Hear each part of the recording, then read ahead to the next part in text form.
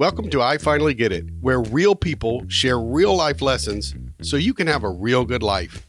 Have you ever wondered what your purpose is? In this episode, we sit down with Reggie, where he shares how he found his purpose and how it can help you find or refine yours. In studio with me, as always, Dustin Webb, our producer. I'm your host, Jeff Martin, and here's my interview with Reggie. Let's get it.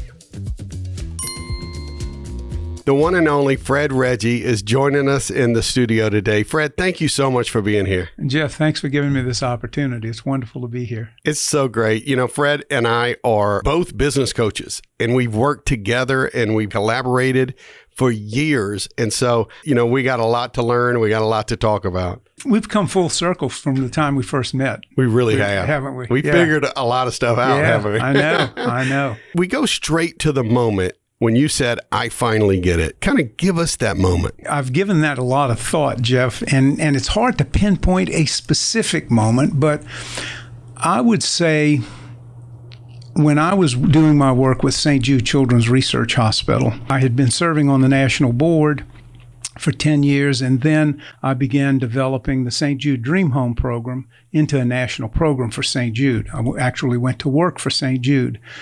And up until that point in my life, I have always been ambitious. I've always been in pursuit, sometimes too much pursuit, as probably my family would argue. It seemed to me always in pursuit of something for me. And a lot of what I did was in the relationship arena and developing relationships, but ultimately the objective was, how's this going to best serve me?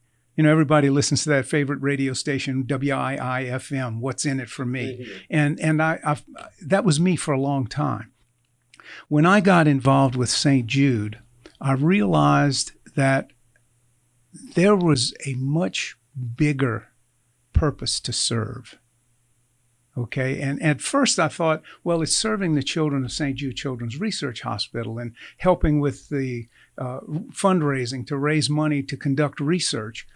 And it was at one of the events that we put on where I guess it really hit home for me that it wasn't just about me getting people on board to do this or just focusing on helping these kids.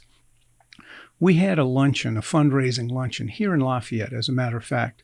And there was a patient family. We always like to feature a patient family to tell their story to the group because it created an emotional connection and really brought home the reality of where their money was going. And there was a couple, Mike and Lenora Gooch, who had a son at St. Jude, Zachary. And he was diagnosed with a rare form of cancer, and he died. And they were our featured speaker. And I gave my talk about St. Jude and all of the wonderful things that had been done over the years since the hospital opened in 1962. And I introduced Michael Gooch, and I said, but you know, every story is not a success story.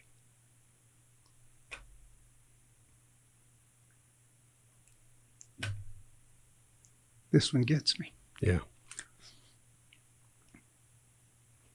So I asked Michael Gooch to come up and share his story about Zachary. And he says, first thing I want to do is I want to correct Mr. Reggie. He said that not all the stories are success story. He says, our story with Zachary was a success story because St. Jude gave us 6 extra months with him. Wow. Yep.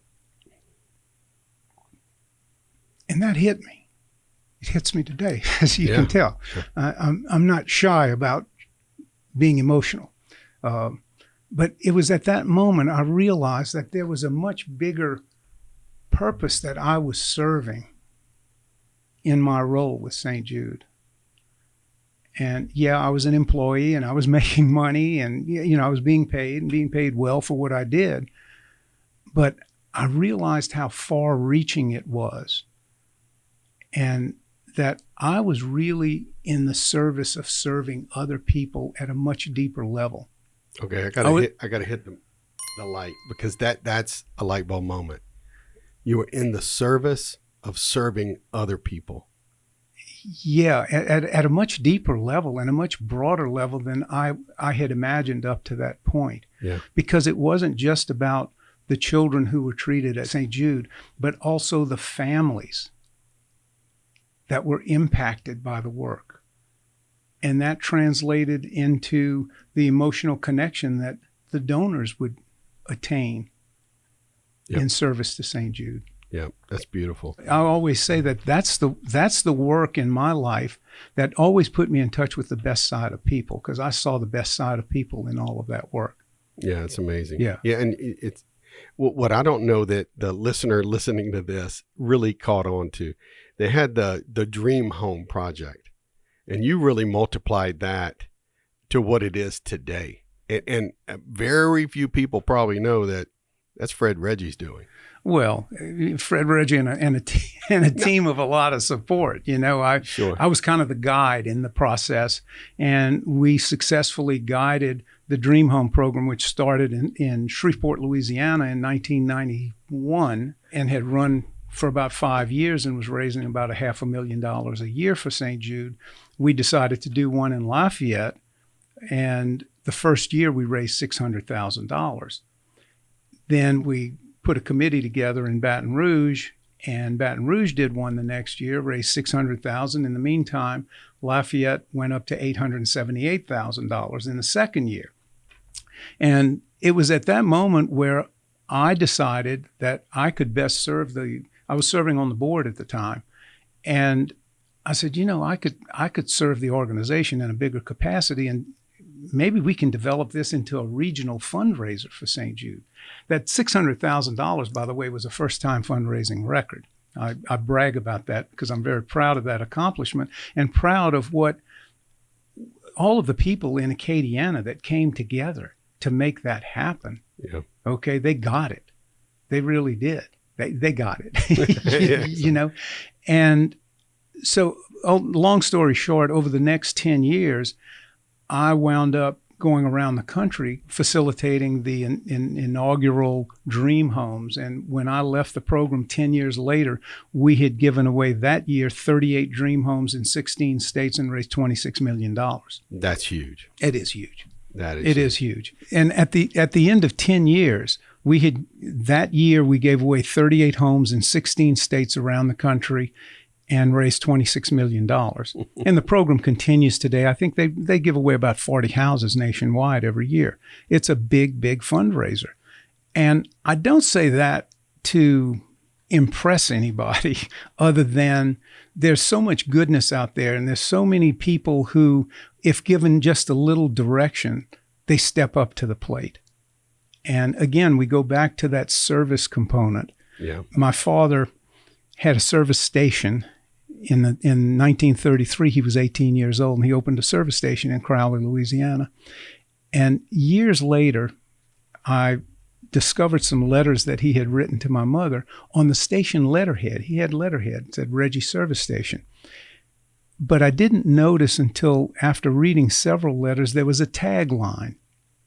And the tagline under that was, "We serve to serve again."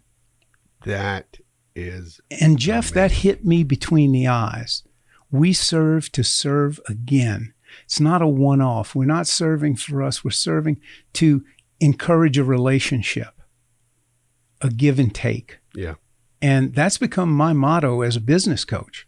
I serve to serve again, my clients, because I love it. I want them coming back. I want them sending me referrals. And the only way you do that, and you're a business coach, you know it yourself, the only way you can attain that is to just put everything you have into the outcome for the client. It's all about the outcome. It's all about the outcome. That's right. So you ask about my epiphany moment.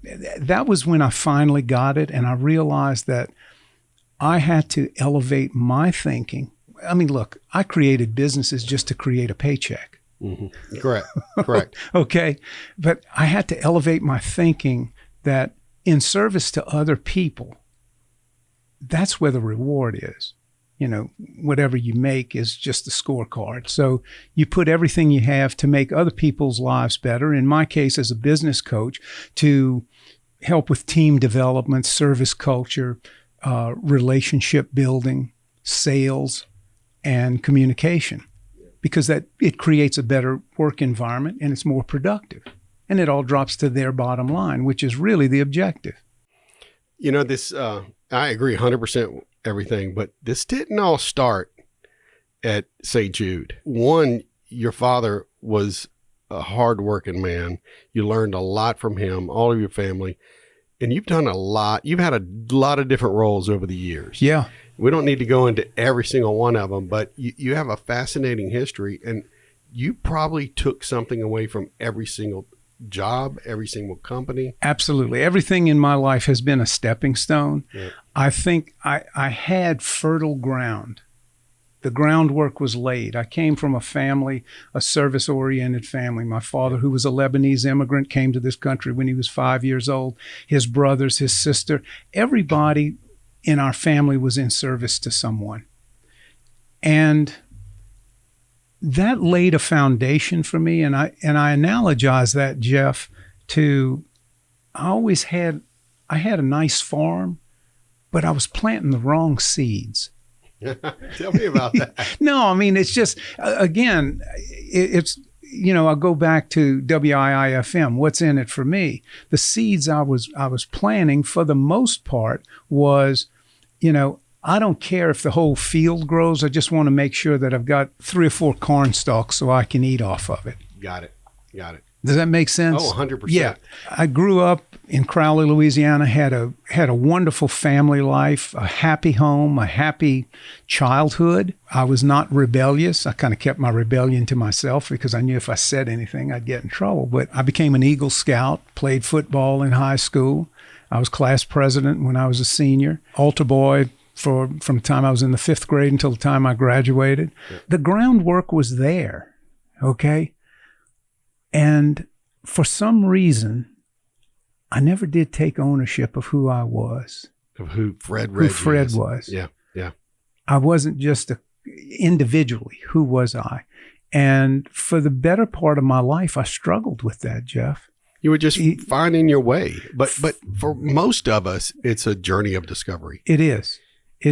And we have these little light bulb moments along the way. Yeah, and I never wanted to be that guy that went to work, and we're going back a long time, when the model was you graduated from college, you went to work for a company, and when you're 65, you're retired. Yeah, correct. From that company, got a gold watch. That's okay, gone. I mean, that's gone. There's nobody, I don't think any graduate's going to work more than 2 or 3 years coming out of college with any. I was just ahead of the game. Yeah. I was doing it before Gen Z was doing it, right? Was cool, yeah. And it was like always trying to discover who I was, what was my purpose. And it fell flat, or I'd have a little spurt and it was good. Yep. And then, you know, the shine wore off. Yeah. Well, let's go to something else. Sometimes I compare myself to a pioneer and not a settler. Yeah. You know, well, I love the pioneering aspect of it. But they're the ones that have the arrows in their back. Yeah. So I don't want you to get off without telling 2 stories, because I think they both relate. One is you met Danny Thomas. Your father knew him. Yeah. Well, the way we got involved with St. Jude in 1950. Well, you're really getting me to do the deep dive here. Danny Thomas, for those listeners who are too young to remember who Danny Thomas was an entertainer who was coming out of vaudeville in the 1930s, and he was working nightclub engagements in Detroit. It was 1938. His wife had just given birth to Marlo Thomas. A lot of the listeners know who Marlo Thomas is and was. And Danny was at a crossroads in his life. He was making $7 a week as a nightclub entertainer. Now he has a family to raise. So he was debating whether or not this was a viable enterprise for him to be a comic, to stand up in an audience and go through all of this ordeal. And he was considering maybe opening a shoe store or a grocery store as a way to at least provide some steady income for himself. One night after his engagement at the nightclub in Detroit, he stopped in a church, the Church of Saints Peter and Paul. And it was in the days when churches stayed open all night. They don't do that anymore. And he sat there and he found a prayer pamphlet to St. Jude Thaddeus, the patron saint of hopeless cases. And he prayed to St. Jude, and he made a promise to him. He said, help me find my way in life, and I'll build you a shrine. Help me find my way in life. He didn't ask for success. He wanted direction. Correct. Within 2 weeks, he got another job offer for $77 a week. And one thing led to another. And over the course of decades, Danny Thomas became a celebrated individual. Radio, television, stage performances. He was a singer. He was a great storyteller. And in 1951, he decided, well, it's time for me to make good on my promise to St. Jude. And I always say that if it was you or I that had made that promise to St. Jude, we'd be thinking about a bird bath, a statue of St. Jude, and some lilies in the backyard and say, hey, I'm done with it, That's right? But he wanted to do something bigger. And he decided he wanted to open a hospital that would serve indigent children. Got it. I'll take you kind of the long way, the short way around the long pier. Ultimately, he decided, he was advised that a research hospital was needed. No one was conducting research into pediatric cancers. So Danny decided that's what he was going to do. He selected Memphis, Tennessee, because it was recommended by his good friend Cardinal Stritch, who he served as an altar boy as a kid. And Cardinal Stritch said, my first parish was in Memphis. I know members of the Lebanese community. Danny was the son of Lebanese immigrants himself. And he began to flesh out the idea of St. Jude Children's Research Hospital, where they would conduct investigative research and find cures for pediatric cancer, something that hadn't been done. So he thought about it. He says, we don't want anyone to have to pay for treatment at St. Jude. In order to do that, in order to have this hospital built, then we have to have a fundraising arm. So Danny formed an organization called ALSAC, ALSAC, the American Lebanese Syrian Associated Charities. He called on members of his heritage to come together to raise money for this hospital as a way of giving something back to the country for the privileges that were afforded our ancestors. It's amazing. Okay. My father was a Lebanese immigrant. He was relatively well known in Lebanese community in the southeast part of the United States. There was a series of clubs, ethnic clubs, Lebanese Syrian clubs. And my dad's name bubbled up to the surface. So in 1957, my dad gets a call from Danny Thomas in Crowley. Now imagine Louisiana. This. Okay, Yeah. Imagine this. He gets a call from Danny Thomas, and Danny says, Emil, this is what I'm doing. Your name came up, and I'd like for you to serve on the founding board.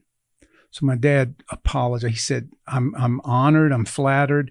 He says, but hey, I'm in the ready-mix concrete business. I don't know anything about a hospital. We have 2 sons that we're raising. I think you just have the wrong guy, but thanks for asking.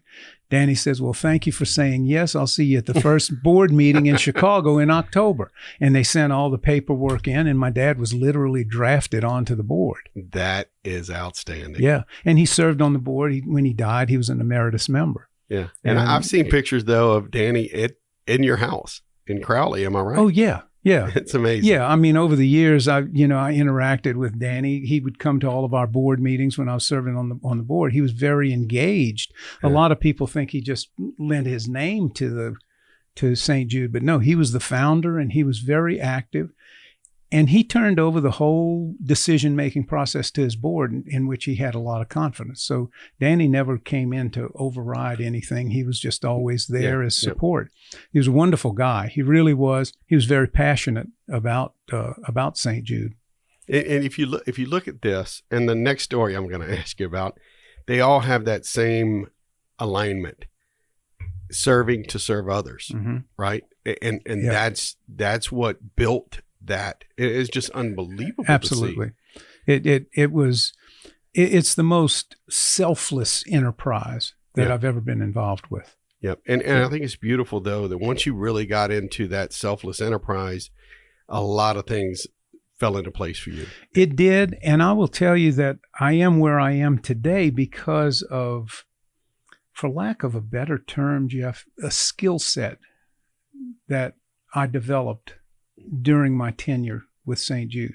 I learned a lot about human nature. I learned a lot about people. I learned a lot about the good side of people and how to tap into it. I polished my presentation skills because I had to travel around the country. I don't know how many, talks I gave, negotiations. It's not something like that is really a business enterprise in every community, because you have to get property, you have to get a builder, you have to get materials and labor and subcontract work and supplies. You have to have volunteers, you have to have media. It was a multifaceted operation, and I benefited from it because I just learned so much about so many different industries and what it took to tie them together to get them focused behind the same purpose. Yeah, that's amazing. Yeah. Thank you. Yeah. The other story I want to hear is about Judge Reggie. You went to go visit Judge Reggie, and I think you were getting tickets. Well, I go, didn't. Go ahead and tell that story. No, I know what because you're I love it. My uncle Judge Edmund Reggie in Crowley was very connected. He always had connections, and he was the guy that we would go to anytime there was a favor that we needed. The bigger the favor, the more he enjoyed doing it. And I remember I had some business associates who were coming in from Texas one weekend, and we were going to go to New Orleans, and they wanted to know if we could get tickets to the Saints-Dallas game, Saints-Cowboys. So I said, let me see. So I called my uncle. I said, Uncle Edmond, I said, I need a favor. He says, what do you need? What do you need? I said, I need 4 tickets to the Saints game this weekend. Can you give me? He says, I'll call you right back. So he calls me back in about 15 minutes. He says, okay, he says, I will have Shirley, his assistant. I'll have Shirley deliver. I've got 4 tickets on the 45-yard line for you. I'll have her deliver them to your office. I said, no, I'll come get. No, he says, I'm going to send her to Lafayette with the tickets, and you'll have them this afternoon.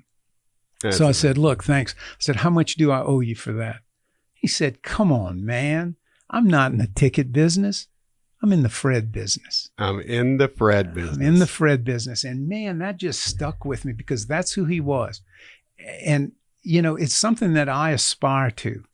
I want to be in the Jeff business. I want to be in the Dustin business. Yeah. Because I find that being in service to other people. That's right.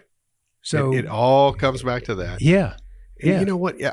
What would you tell somebody out there who's struggling with, it's me. What would you tell somebody you got to be in the Fred business? Well, yeah, you have to find a purpose, Jeff. You have to find a purpose to channel. We all have gifts. And I believe that whether you want to say they're God-given or whether they're cultivated or whatever they are, whatever your belief about the gifts that you have, every single individual has gifts.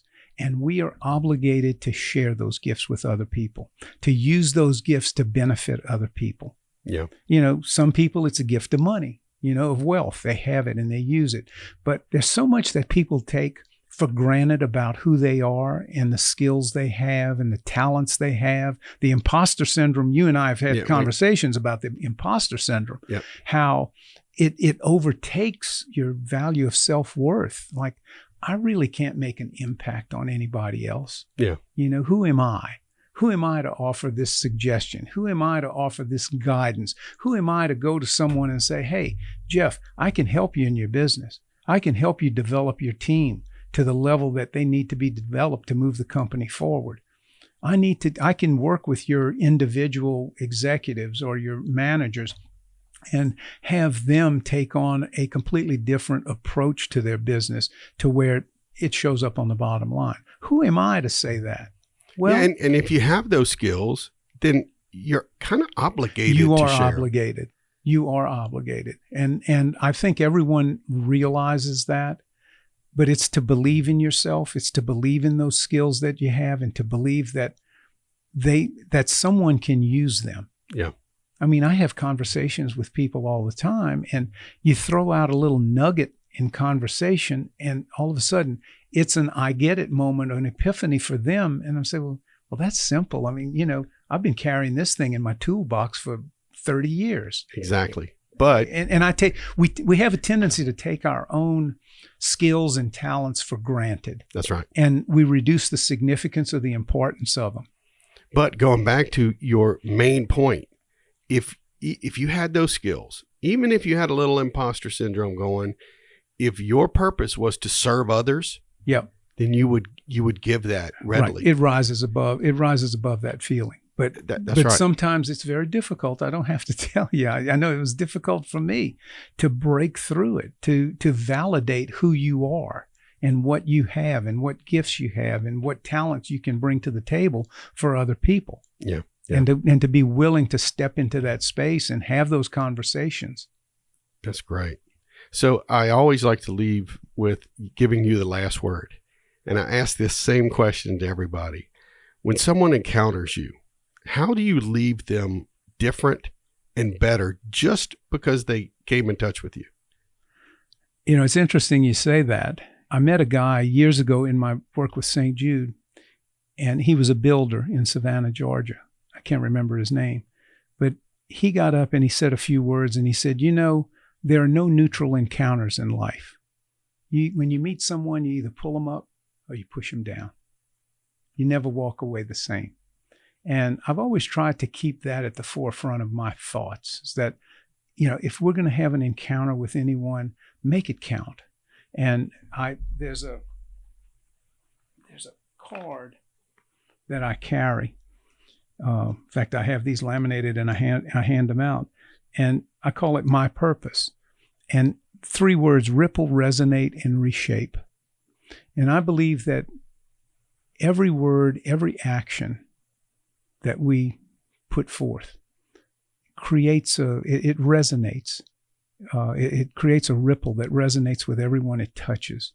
And their world changes and gets reshaped, as does yours, because you've brought somebody up in the process. And you know, and I have this is a little, I guess you can call it a prayer that I picked up, and I can't even tell you where I got it, but it's very profound. And it makes me realize that I have the listeners here today, hopefully, will take something away that they hear from our conversation and make a better life for themselves, or a little slice of life for themselves in the process. Will you read that for us? Sure. I'm not here by accident. God sent me to these people at exactly this time. That's because He has a purpose. Therefore, I have a purpose in being here. Through Christ, I can do all things. He has given me every resource I need to succeed. I have the energy, the passion, and the message to make a huge impact now and for eternity. What I have to share today is vitally important. It matters to them and to their loved ones. Those that hear it will be changed forever. Years from now, they will look back on today and say it all started here. By God's grace, I am prepared. I'm strong. I'm energetic. I'm outstanding. My heart is wide open. I will connect and make a difference. Thanks for joining us this week on I Finally Get It. For more information on Fred and what he's up to now, just visit our show notes at ifinallygetit.com. You're definitely going to want to tune in next week when we sit down with Craig Fat Cat Henry, and he tells us the moment he finally got it. Make sure to visit I Finally Get It and subscribe to our YouTube channel or wherever you stream podcasts so you never miss an episode. Until next time, learn real life lessons so you can have a real good life.